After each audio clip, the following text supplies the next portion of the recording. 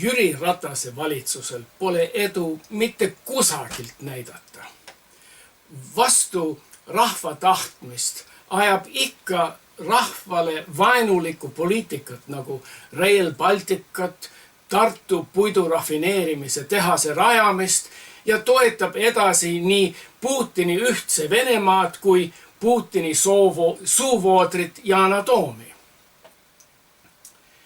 Neljapäeval aga otsustas valitsus oma enesetähtsusest loobuda ja osalema tegevuses, kus ka nende vähesed oskused maksma lähevad.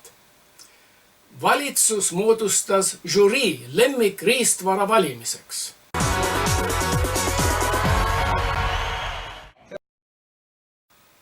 Eesti lemmikministrid naudivad oma lemmikut.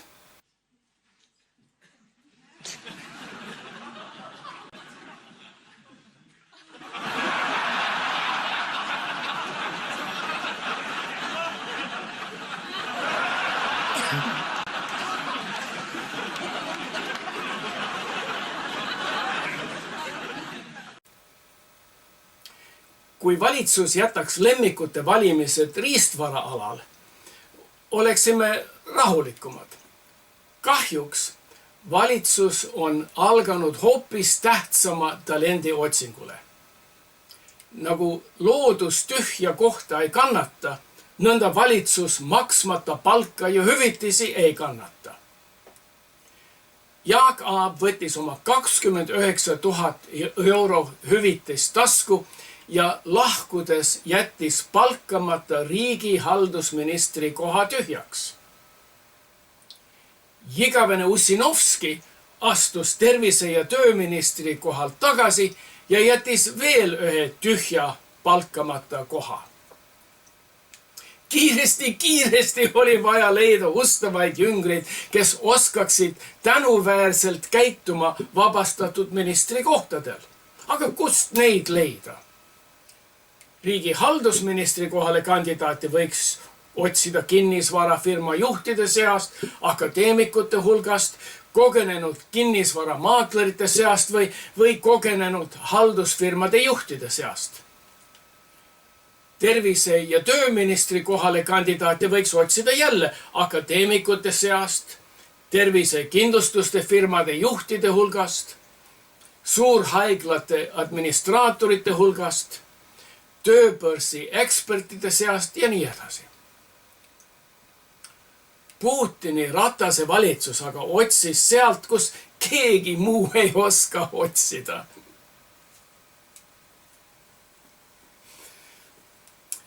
Janek Mägi sokutakse meile riigihaldusministri kohale ja Riina Sikkuti pantakse loksuma tervise- ja tööministri tooli. Muidugi mõlemad lähevad kenasti läikima, kui neid meediaga lihvitakse. Mõlemad on noored, mõlemad on ilusad, kumbki pole veel vangis istunud ega vargusega veel vahele jäänud. Seni on mõlemad suutnud elada oma palgapiirangus. Ja mõlemate kogemused ja teadmised on sama tühjad kui Riigikogu saal päiksepaistelisel päeval. Vaatame näiteks Riina Sikkuti andmeid Wikipedia leheküljel. Wikipedias võib igaüks ennast kiita sama palju kui president Trump kiidab ennast. Vaevalt, et keegi väiteid korrigeerib ega vaidleb. Sikkut oskab ise enda töökogemuste kohta kirjutada vaid 134 sõna. Aga näitas end esimese 24 töötunni jooksul 4 eri kostüümiga, vahetades värve nagu kameelion. Nii räägib Delfi. Sikkuti väheste märkuste hulgas on avaldus, et ülekaaluliste ja suitsetajate tervishoiukulud peavad olema võrdsed tervisliku elustiilis elavate inimestega.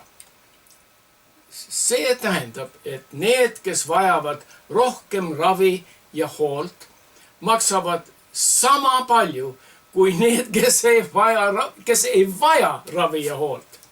Seda argumenti võiks natuke lahti arutada.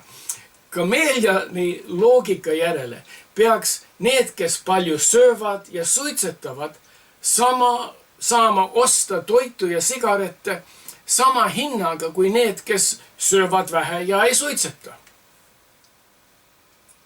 Ja kas see ei tähenda seda, et fentanüüli sõltlased peaks maksma sama palju oma narkotsi eest kui need, kes ei kasuta üldse? Huvitav mõtteaine see fentanüül. Kokkuvõttes, uus tervise- ja tööministri kohta pole midagi teada, mis ennustaks edukat ametiaega. Kahjuks teame riigi haldusministri kohta palju, mis ennustaks ebaõnnestuvat ametiaega. Positiivselt, Janek Mägi on kabevõistluse meister ja luuletaja. Kabemänguga oskab ta kontoriaega sisustada ja luuletamine tuleb kasuks baarides õhtul lällutamiseks. Mägi koos abikaasaga juhtisid suhtekorralduse firmat Powerhouse, millel oli 2 märkimisväärset projekti, aga ainult 2. Ühes nõustas ta Tunne Kelamit Isamaaliidu presidendikandidaadi valimistel. Keegi pole veel aru saanud, kas Kelami läbikukkumine oli heaks või halvaks. Aga läbikukkumine kindlasti ei peegeldanud hästi Mägi poole. Siiski, Reformierakonna suursuli Siim Kallas palkas Mägi ennast nõustama presidendiks määramisel. Terve Eesti rahvas on tänulik, et see projekt ei õnnestunud. Sellega 2 ebaõnnestunud projekti juht, harrastusluuletaja ja meister kabemängija valiti riigihaldusministriks. Eesti valitsus oskab leida superstaare. Sikkut ja Mägi tõestavad, et valitsus ei väärista kompetentsi, vaid loob poliitilise kõrgpalgalise eliidi, mis allub parteide diktatuurile. Kui mina aastal 1989 hakkasin Eestis käima, siis ma imestasin, et Eesti juhtivad figuurid olid tõesti nii rumalad, teadmata ja kogenemata, et uskusid seda marksismi, leninismi totrust. Tuleb välja, et praegugi parteid koguvad enda ümber jällegi maleeruvaid, oskamatuid jüngreid. Pole ime, et rahvas pole rahul oma valitsusega ja saadaks nad kõik põrgu. Lõbusamat uudist on oodata järgmisel nädalal, 8. mail, millal algab Eurovisiooni konkurss, kus meie Elina Netšajeva esitab oma laulu La Forza. Turvamehed on pandud valvele, et eestlased ei smugeldaks saali Läti alkoholi. Mitte sellepärast, et valitsuse eelarvet parandada, vaid sellepärast, nagu näha viimasel proovil.